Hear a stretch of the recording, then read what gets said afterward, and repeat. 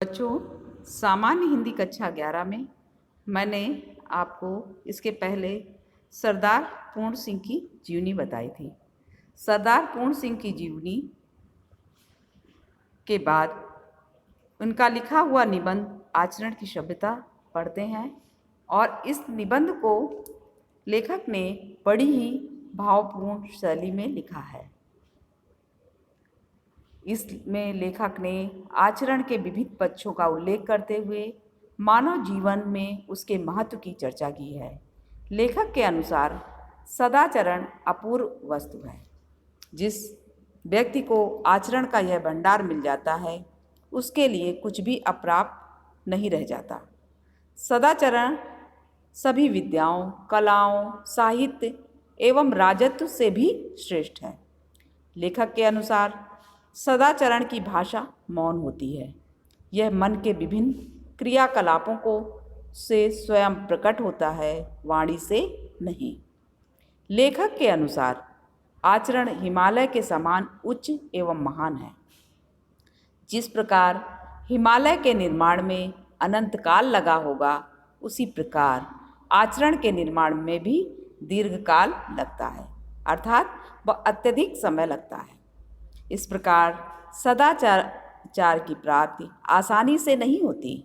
लेखक के अनुसार आचरण का विकास मानव जीवन का उद्देश्य होना चाहिए। आचरण की सभ्यता के विकसित हो जाने पर मानव में मानसिक सभ्यता का उदय होता है और समस्त द्वंद्व स्वमेव समाप्त हो जाते हैं। लेखक के अनुसार आचरण की सभ्यता का क्षेत्र निराला है। उसमें धार्मिक संकीर्णता, द्वेष, घृणा, अस्पृश्यता, पाप, निर्धनता जैसे अवगुण नहीं हैं। प्रस्तुत निबंध के माध्यम से लेखक ने सृजनात्मक एवं रचनात्मक कार्यों में लगाने का भी संदेश दिया है। तो आइए पढ़ते हैं आचरण की सभ्यता निबंध। विद्या, कला, कविता, साहित्य, धन और राजत्व से भी आचरण की सभ्यता अत्यधिक ज्योतिषमती है। आचरण की सभ्यता को प्राप्त करने के एक कंगाल आदमी राजाओं के दिलों पर भी अपना प्रभुत्व जमा सकता है। इस सभ्यता के दर्शन से कला, साहित्य और संगीत को अद्भुत सिद्धि प्राप्त होती है। राग अधिक मृदु हो जाता है। विद्या का तीसरा शिव नेत्र खुल जाता है। चित्रकला का मौन राग अलापने लग जाता है। वक्ता चुप हो जाता है। लेखक की लेखनी थम जाती है। मूर्ति बनाने वाले के सामने नए कपोल, नए नयन और नई छवि का दृश्य उपस्थित हो जाता है। तो बच्चों, इस निबंध का संदर्भ इस प्रकार से होगा कि प्रस्तुत गद्यांश हमारी पाठ्य पुस्तक में सरदार पूर्ण सिंह द्वारा रचित आचरण की सभ्यता निबंध से लिया गया है और ये हमारी पाठ्य पुस्तक गद्य हिंदी में संकलित है।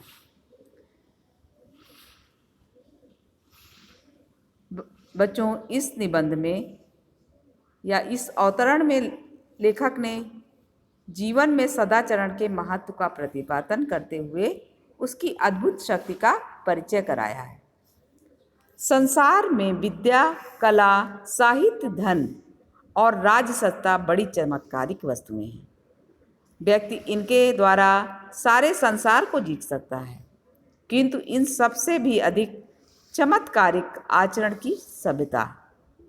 सभ्य आचरण को पाकर एक व्यक्ति अत्यंत निर्धन होने पर भी संसार के सबसे धनवान लोगों के हृदयों पर राज कर सकता है। इस सभ्यता को प्राप्त कर व्यक्ति अपनी कला, साहित्य और संगीत की नई ऊंचाइयों तक पहुंच सकता है। इसके समावेश से व्यक्ति के राग में ऐसी मधुरता आ जाती है कि सुनने वाला उसका अनुयायी हो जाता है। आचरण के द्वारा व्यक्ति के द्वारा अर्जित की गई विद्या संसार के लिए कल्याणकारी हो जाती है। चित्रकला की भाषा यद्यपि मौन होती है, किंतु उसमें आचरण की सभ्यता समाहित हो जाती है। तो उसकी वाक शक्ति में ऐसा चमत्कार उत्पन्न हो जाता है कि वह बिना शब्दों के भी बड़े से बड़े वक्ता को चुप कर देती है।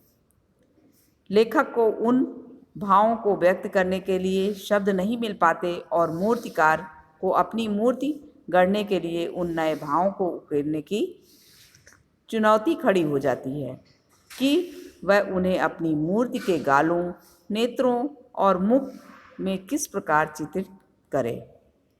तो बच्चों, इसमें निबंध ये जो गद्यांश है, इसमें आपको 5 प्रश्न आने हैं और पहला प्रश्न में तो सबसे पहले या तो संदर्भ पूछा जाएगा या आपसे पूछा जाएगा पाठ का नाम और लेखक का नाम लिखिए। तो आप जानते ही हैं बच्चों कि पाठ का नाम आचरण की सभ्यता, लेखक का नाम सरदार पूर्ण सिंह है। अब अगला प्रश्न इसमें आएगा कि रेखांकित अंश की व्याख्या कीजिए। फिर इसमें से संबंधित आ सकता है कि संसार में आचरण की सभ्यता अधिक ज्योतिषमती क्यों है? आचरण को पाने के बाद मनुष्य में कौन कौन से परिवर्तन हो जाते हैं? इस तरह से बच्चों इसमें से 5 प्रश्न आएंगे और उन्हें आप अभ्यास पुस्तिका में निरंतर करते चलिए ताकि जो है आप अपना अच्छा नोट तैयार कर लें तो आपको आगे परीक्षा में लिखने में सुविधा रहे। तो बच्चों नमस्कार, मिलते हैं अगले वीडियो में।